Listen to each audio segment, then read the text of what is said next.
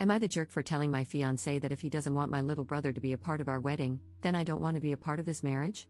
Posted by you/QuitLady3013. I'm 30F and currently 2 months pregnant with my first child. I'm engaged to my fiancé of 3 years, James, 31M. For a little background, when I was 15, my parents had my baby brother. 5 years later, when I was 20 and Matt was 5, my parents and Matt were driving home when they got into an accident, resulting in my parents' death. After the accident, I was completely devastated, but I had to pull myself together for my brother. The following month, I buried my parents, and with the help of my aunt and uncle, I applied for guardianship of my brother. It took about 7 months before I was approved. I had to secure a stable job and income, which I did, and proper housing for me and my brother, which I managed by using money from my inheritance to buy a house.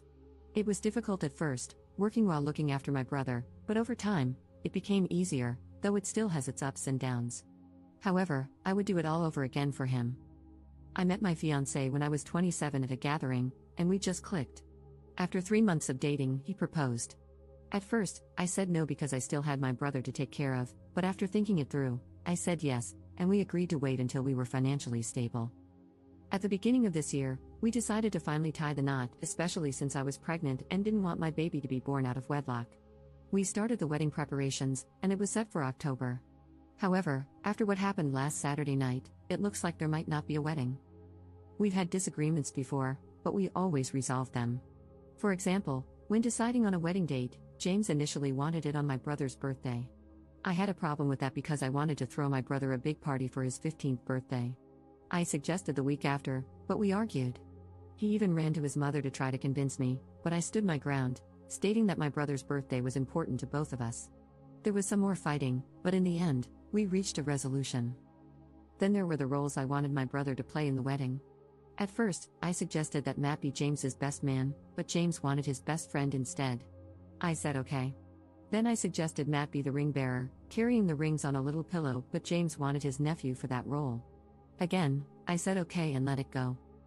On Saturday morning, I was watching a TikTok video where a bride asked her male best friend to be her man of honor, and I thought it was sweet.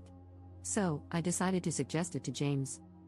That night, when he came home, I was in the kitchen while my brother was at a sleepover at his friend's house. As James entered, I sat down and said, "I have the perfect role for Matt." "James, what's that?" "Me, I thought he could be my man of honor. And instead of wedding parties pairing up as couples, they could walk out as singles." "James, what?" "Me, man of honor, or I'll call it my brother of honor. It would be lovely." "James, but I thought you wanted my sister to be your maid of honor." "That wouldn't work." "Me, I never agreed to that." "And what about my brother? I want him to play some role in my wedding."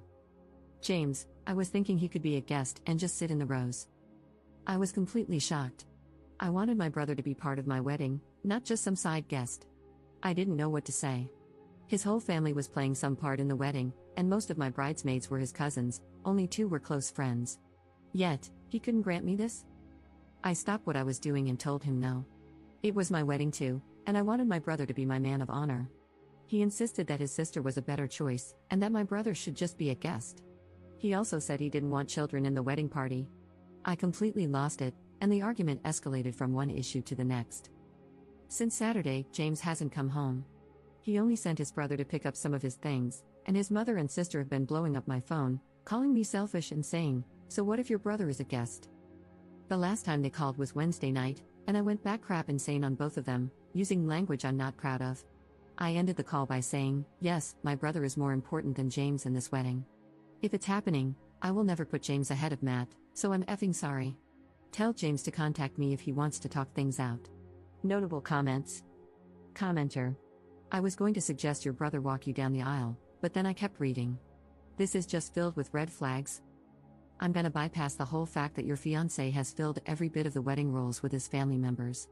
And out of 365 days in the year, he wanted the wedding to be on your brother's birthday.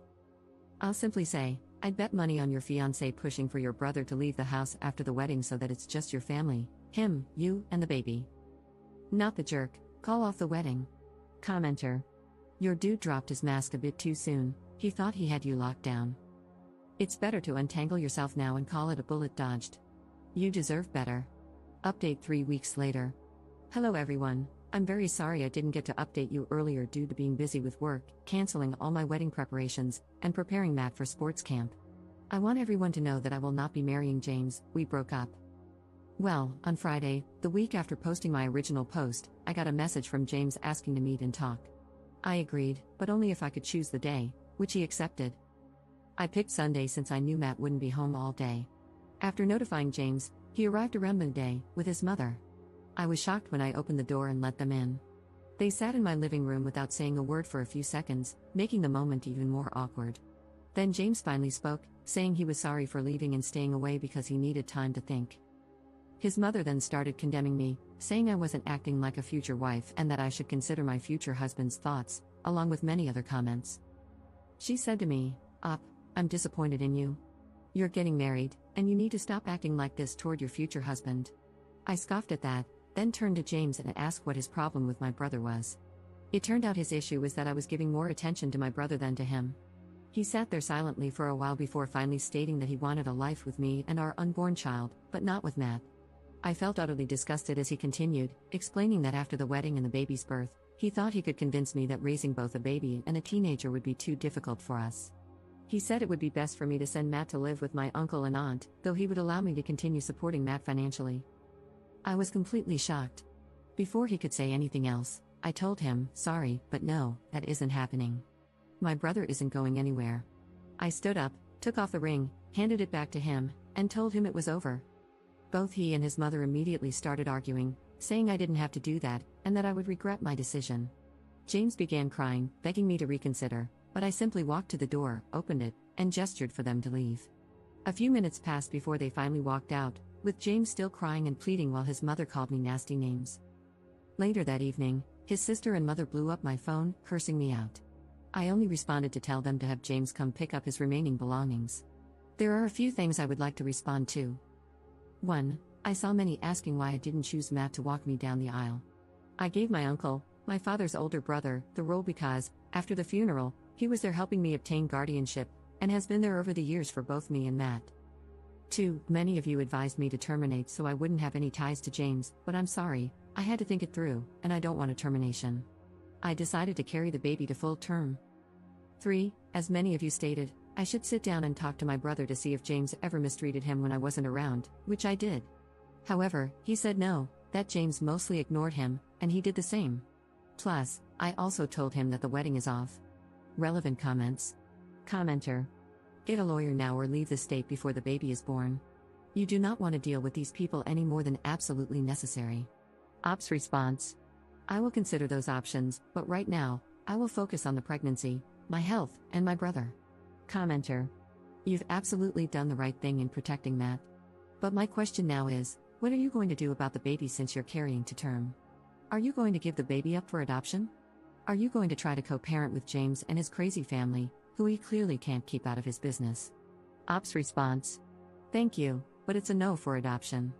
If James doesn't step up, I've already raised a child alone, and I can do it again. Commenter. The problem isn't whether James steps up or not, he'll fight for custody because of his mother, and once he has some, your kid is going to spend 100% of James's custody time with his harpy mother, who will be feeding them a whole lot of lies about you, directly. This is going to be very, very hard for you to avoid because if he fights for custody, even across state lines, he will almost definitely get it. Once the kid is in his custody, he will let his mother do whatever she wants.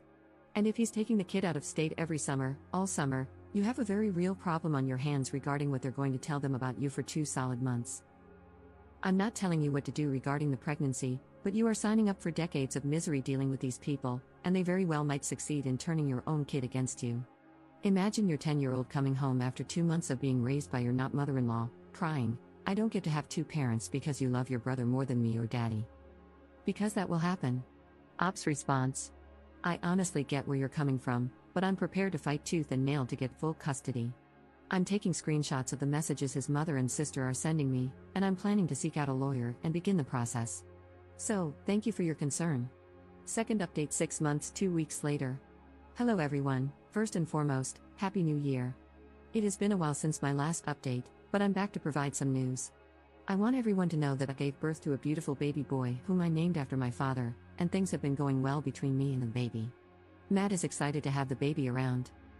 My uncle and aunt were present during my labor and delivery, and the day after my son was born, James and his parents visited the hospital.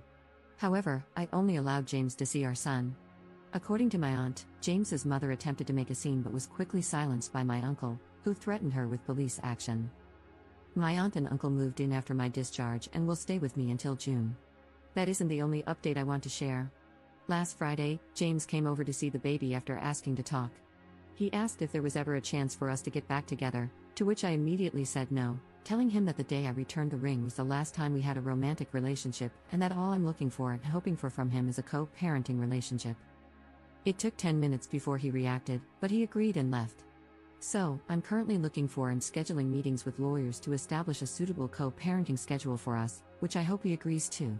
Aside from that, I'm looking forward to raising and providing for my baby and Matt so they can have the best life possible. I'll keep everyone posted on any updates, and once again, thank you for all of your comments and support. Notable comments. Commenter. Congrats Op, so glad you, the baby, and your brother are happy and doing well. Make sure you get sole custody and supervised visits for James so his mother and sister don't get any time alone with your son. They'll be a disruptive and dangerous influence on him.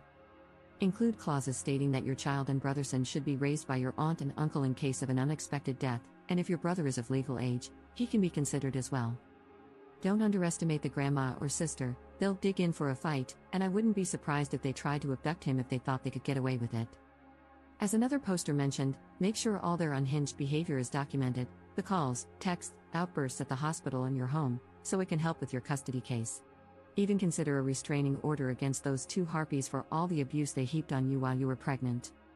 But make no mistake, that beach will continue to come for you and the baby. Keep your guard up and fight.